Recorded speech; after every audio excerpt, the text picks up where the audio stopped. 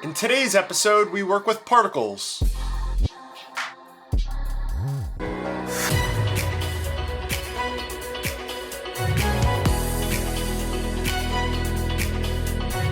Alright, so just like all of the other tutorials, we're just going to start by bringing in a solid.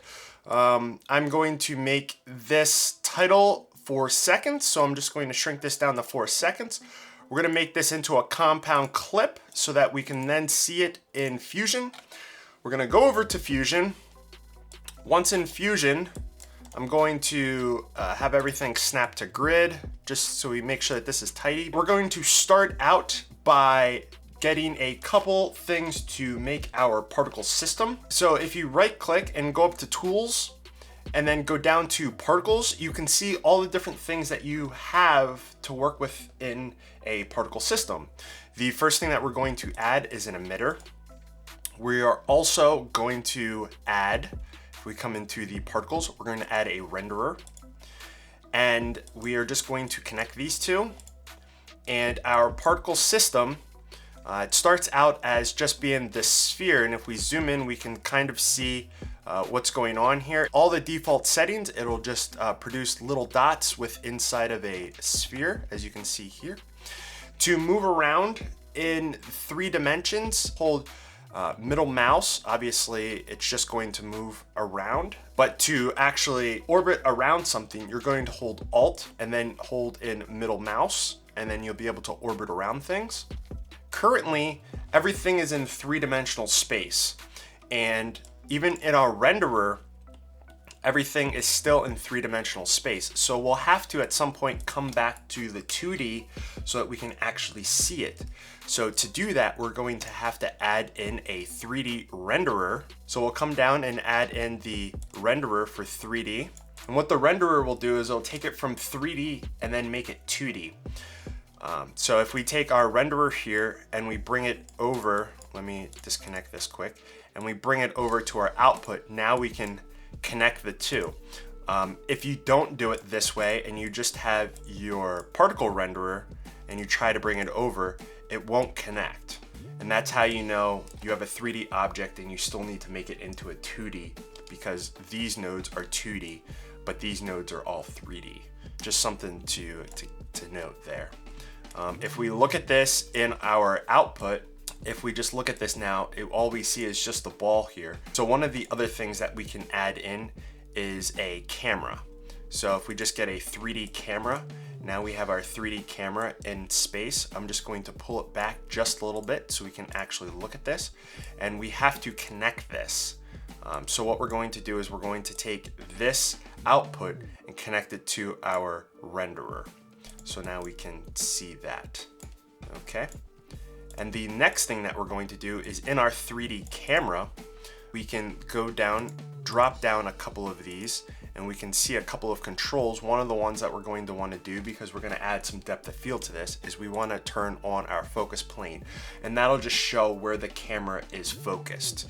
We can then pull back our focus to wherever we are at. So here we will have to back up the camera just a little bit. I actually want to come in a little bit more. So take a look at this. We're going to back up because we're also going to want to move this around in 3-dimensional space. So the other thing that we can do is we can add a grid here, so it makes it a little easier to see where our plane is. Okay, so that looks pretty close. So right there. Okay, so now we are focused on this, but currently it's just a bunch of dots. You can't really see much. So let's come into our emitter, and this is where we're going to be able to change our particle system. So you could come into here and change whatever you want it to do. Maybe there's something specific, like you want it shooting stars, you could use line or whatever it may be. But what we're going to be doing for this is we are going to be picking the circle here. So it looks like there's a lot going on here. So let me just drop down this number just down to a couple. If we look at this, we can see that there is a couple here. One of the other things that we can do is we can also change the color. So let's do let's say orange. and I want to change the size of the sphere, and that's done right in here. This sphere is just a location that your particles are going to spawn from. So with it being a sphere, they're gonna spawn a little bit in front of the plane of focus, a little behind. It's gonna add a little bit of randomness to it. So currently this is what we are seeing here on the output. One of the things that I'm going to do is I'm just going to add in a background. And to bring up this search tool, you're going to hit Shift Spacebar, and then we're just going to type in background, and then we'll get this background node. And before our output, this 3D render, I'm going to connect these two here, and then it'll make a merge. And because I dragged it from the renderer down to the background, it made the background and the 3D renderer the foreground, because that's the green. So we're just going to break that connection and connect this over. Okay, so now we're on a black background and we can see how those will look. So currently they are just plopping down like that. So the next thing that I'm gonna wanna do is I want to animate the emitter a little bit. So I'm just going to rotate this and zoom out just a little bit, and we'll make our emitter start, let's say, over here, and we'll come back to like frame 2, and we will keyframe the X and Y axis, and then let's have this, whoops, let's have it start there and then move up, let's say 20 frames, and we will zip it over here, and then let's come up a couple more frames. We'll have it come down below, a couple more frames. We'll have it come back over. So something like that. Now if we watch this, you're going around. All right. So now it's looking kind of static and it doesn't really look like there's a lot to it. Let's add in a little bit in here and add some more life to this. So in our emitter, we are going to come down to size, and I'm going to drop down this size here. It's going to start out, and this is the size over life. So it's just when it spawns till when it dies, what happens. So I'm just going to have this drop down. So they're going to start out small, and they're going to grow just a little bit. Okay, and then as they die off, they get really small. So let's amplify this so you can see this, what this looks like. Okay, just adding a little life into it. We can actually, this gray box here is the actual borders. You can zoom in and out by holding Control. So you can come outside if you wanted to. So let's actually start them. I don't want to start, let's start them that big, and then they will die off. So I think that looks pretty good. So now that we have this overall look, so if we come to the side, we can see, so remember this green grid here is where it's focused. If we take a look at this, we have some in front and then some behind, but in the final product, you can't see the depth. There's nothing blurry about this. So there's no real depth of field. So let's enable some depth of field. We'll come over to our 3D renderer, and we'll change the renderer to opengl, and then we'll come down to accumulation effects and enable those, and now we have a depth of field. And right away you can see that now we have a couple that are a little blurry. If we come down here to transparency and take it from Z buffer to sort it, it will make the blurry bits look a little bit better with the transparency. So that's what we currently have. And you can amplify this, and you can also bring up the quality, and like any quality slider, they're just gonna need more resources to render that out, the final product. So that's just something to be aware of. The other thing that we can do is we can come into our camera, and the focus, if we move that around, you can see that a couple of things are going out of focus and in focus. but I want to go back to where we were because that's kind of like the middle ground. And I think that that looks really good. So we're just going to leave it like that for now. And the other thing that I'm going to do is there is a couple that are overlapping, and I want that overlapping to look a little bit better. So in my emitter, I'm going to take in the color, I'm going to move this down a little bit, and I think I'm going to go to 0.8. And over here you can see, if I go back, this just looks like a solid blob.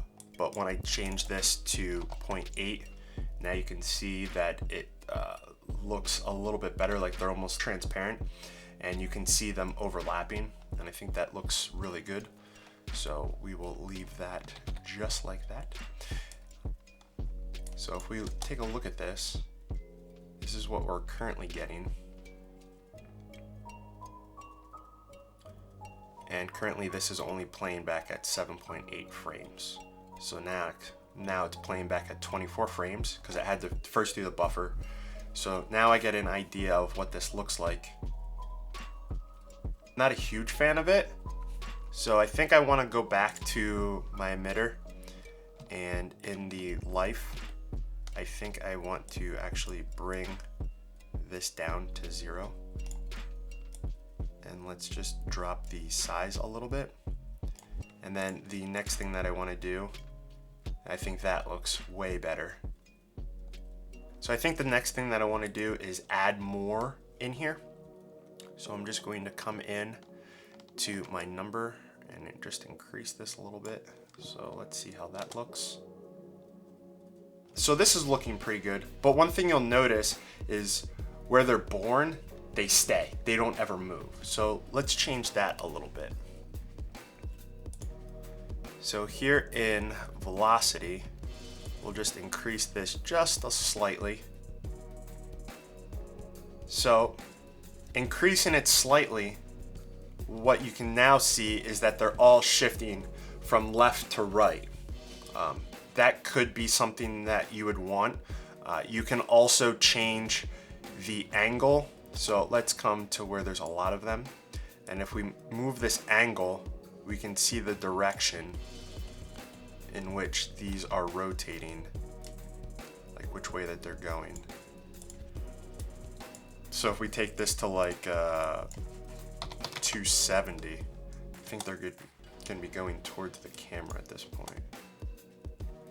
Actually, they're going down. You could play around with this a little bit. So instead of that, I think maybe let's just do like inherent velocity. And then depending on which way the emitter is moving, that will reflect which way the particles will move.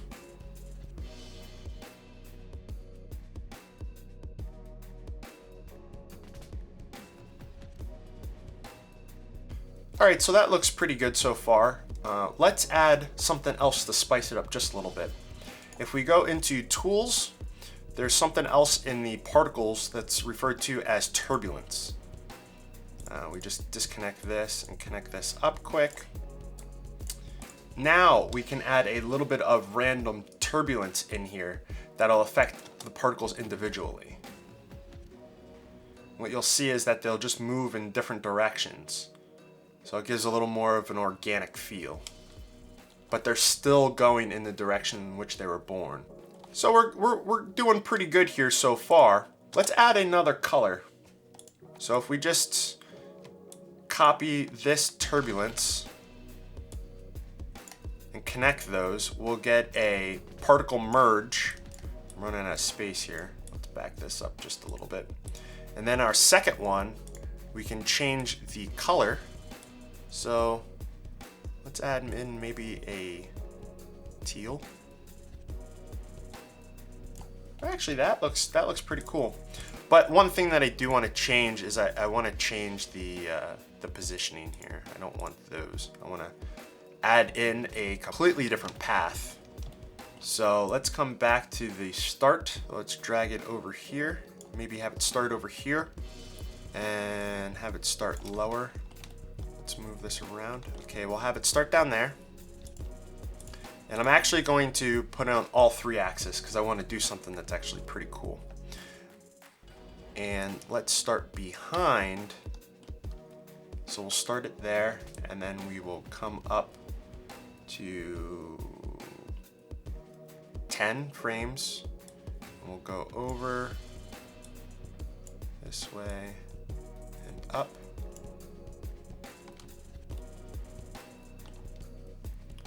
And then we will go around, let's say another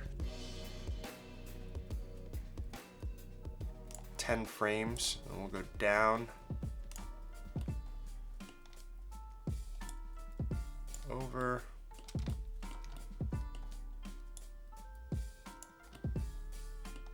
maybe not so far. We'll stay closer to the, we'll come in another maybe 20 frames this time, and we will go straight up. So let's look at, see what we have going here so far. Let's render this quick. That looks pretty cool. I think I'm liking it with just 2 colors. If we were to say, okay, that's good, now I want to add my title in.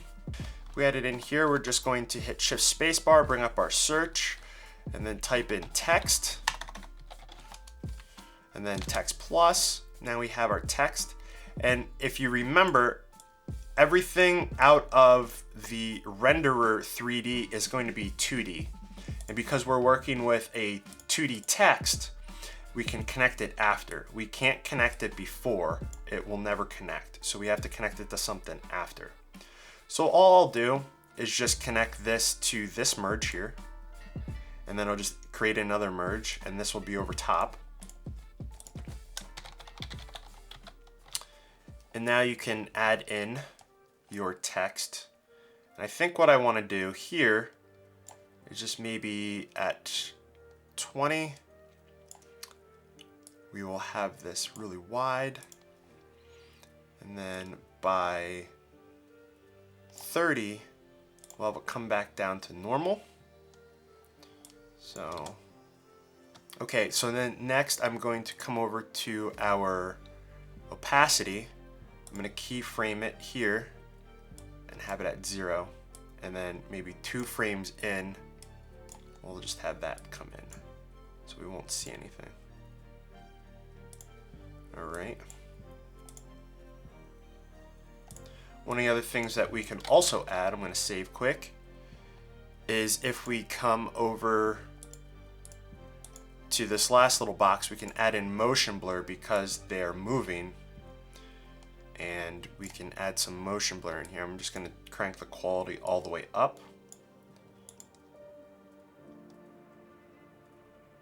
Alrighty. Yeah, and that's pretty much it at this point.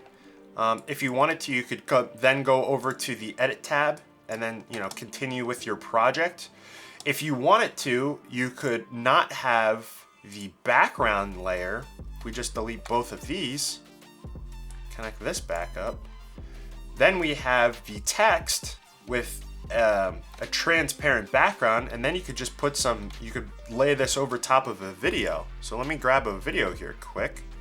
So now if I just add in, let's say this shot here, if I move the project that we were just working on, because now it's transparent, if I bring a clip in, now we have a, you know, a shot with a shot. This shot's blurry, but it'll just show that effect. We will now have, you know, it displayed over top. You could change up the colors, make them look a little bit different. We can also come back over into our Fusion. This is the cool thing about now having Fusion in DaVinci, is if I wanted to change something, like let's say the text color, I can still do that because it's not already, you know, it's not rendered out. So we can change this. Let's do something that's going to be visible. Let's do purple. Come back over. Now we have the purple text. And everything looks just as good. So with it ending here at the end, we could have it a little, pull in one of the sides and have it dissolve like that. But yeah, that's pretty much it for this one. Let me know down in the comments what you think about this one. If you have any ideas or suggestions on something I should do in the near future, let me know down there as well. Again, my name's JR, and thanks for watching.